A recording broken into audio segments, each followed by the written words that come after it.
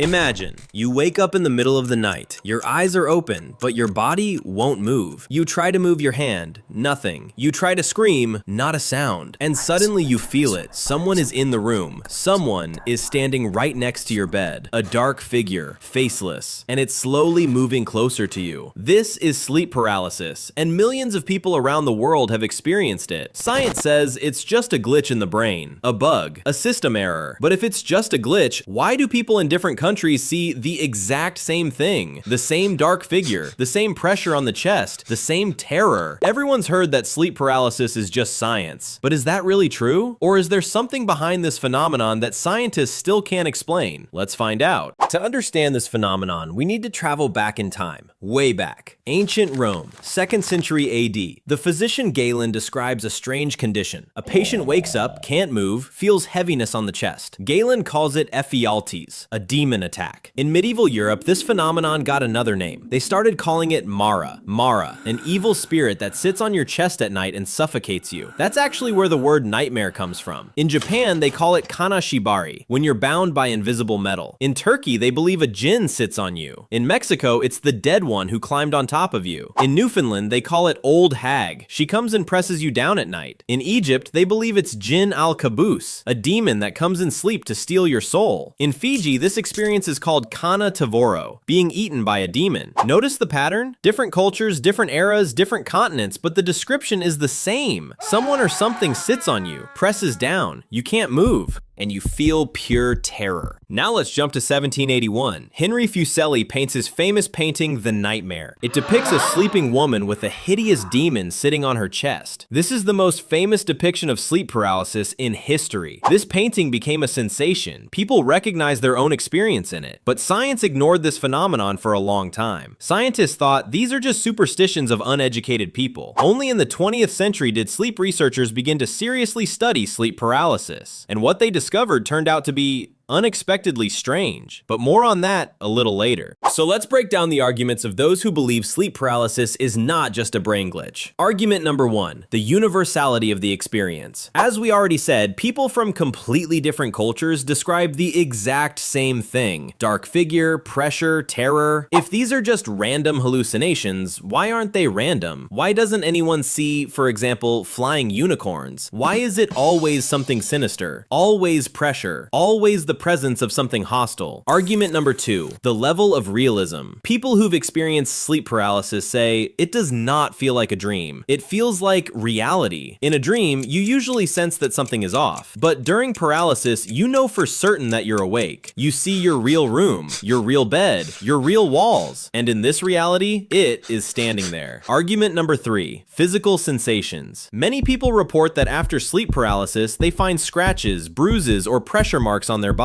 Of course, skeptics will say, you scratched yourself in your sleep, but people swear their hands were motionless. Argument number 4, shared visions. There are documented cases where two people in the same room experienced sleep paralysis simultaneously, and both described the same figure in the same spot in the room. Coincidence? Or not. Argument number 5, connection to paranormal activity. Research shows that people living in haunted houses experience sleep paralysis more often than others. What if it's not the house causing the paralysis, but whatever lives in the house causes both the paralysis and the haunting? Argument number 6, the Hat Man. This is the strangest argument. Thousands of people worldwide, unconnected to each other, describe the same figure. A tall, dark silhouette, wearing a hat, in a long coat or cloak, no face, just standing and watching. He's called the Hat Man, and he appears in reports from people in dozens of countries. If it's a hallucination, why does everyone hallucinate the same character with the same hat? Argument number 7, the insufficiency of scientific explanation. Science explains the mechanism of paralysis. Body asleep, brain awake. Okay, but science does not explain the content of the visions. Why specifically demons? Why specifically pressure? Why specifically a presence? There are no clear answers to these questions, and that makes you think, maybe science doesn't know everything. And now the arguments of science, and they're very convincing too. Argument number 1, REM atonia. This is the key to everything. When you sleep, your brain goes through several sleep phases. The most interesting one is rapid eye movement sleep, or REM. It's in the REM phase that you see vivid dreams, and to prevent you from jumping up and running in your sleep, the brain shuts down your muscles. This is called REM atonia. It's a protective mechanism.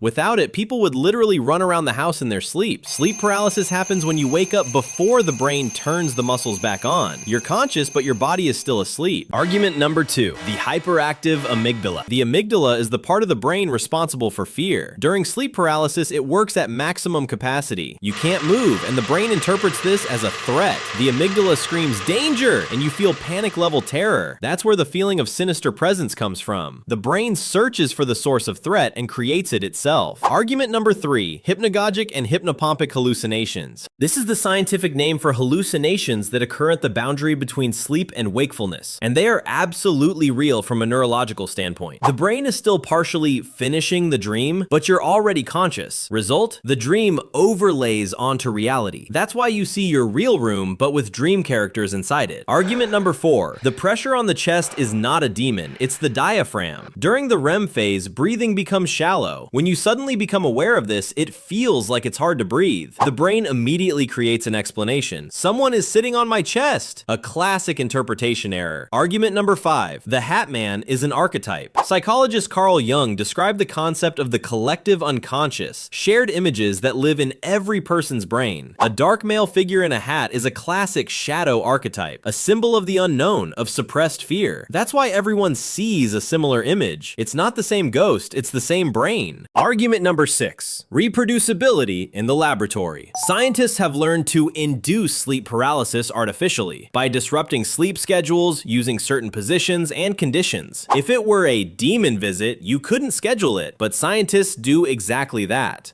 Argument number 7, connection to stress and sleep deprivation. Statistics show people who sleep less, experience stress, or sleep on their backs suffer from paralysis much more often. This means sleep paralysis directly depends on physical conditions, not on demons. Argument number 8, cultural programming. Research has shown what you see during paralysis depends on your culture. In Japan, they see ghost samurai. In Italy, the witch Pandafece. In Brazil, pisadera, a fat old woman. If it were a real visitor, it wouldn't change appearance based on country. It would be one entity. Instead, it's the brain dressing fear in clothing familiar to the culture. So, it's time for the verdict. Is sleep paralysis just a brain glitch or something more? Let's be honest. Science explains this phenomenon very well. REM atonia, hyperactive amygdala, hypnagogic hallucinations, cultural programming. It all sounds logical. We can induce paralysis in a laboratory. We know the risk factors. We understand the mechanism. Therefore, our verdict. The claim that sleep paralysis is not a brain glitch but something supernatural is a myth. Sleep paralysis is a real neurological phenomenon that science can explain. But, and here's where it gets really interesting, because there's one but that haunts even scientists. Remember how we said science explains the mechanism? That's exactly the problem. Science says the brain creates hallucinations due to a glitch between sleep and wakefulness. Okay, but why exactly these hallucinations? In 2018, a study from the University of Waterloo was published, and it turned our understanding of paralysis upside down. Scientists discovered that during sleep paralysis, the brain activates a unique neural network. It doesn't exist in normal sleep or in wakefulness. It's like a third state of consciousness. Not sleep, not wakefulness, something third. And in this third state, the brain processes information in a way that scientists don't yet fully understand. But that's not all. In 2021, Japanese scientists conducted another experiment. They measured electromagnetic activity in rooms where people experienced sleep paralysis and found anomalies. Certain electromagnetic frequencies co-referred with paralysis episodes. They didn't cause them, but strangely coincided. What does this mean? Nobody knows for sure yet. And finally, a bonus fact that will blow your mind. In 2020, neuroscientist Baird Hurley from Stanford discovered that sleep paralysis can be controlled. If during paralysis you realize it's paralysis, you can turn it into a lucid dream. That very terror, that very dark figure can become a gateway gateway to a world where you control everything. Thousands of people already use sleep paralysis as a tool to enter lucid dreams. Instead of fearing the demon, they say thank you to it and go flying. So here's the final thought. Sleep paralysis is not a demon and not just a glitch. It's a door. The only question is, do you have the courage to walk through it? Write in the comments, have you ever experienced sleep paralysis? What did you see? Hit like if you found this video interesting. Subscribe to the channel. There are many more myths we'll break down ahead. See you next time!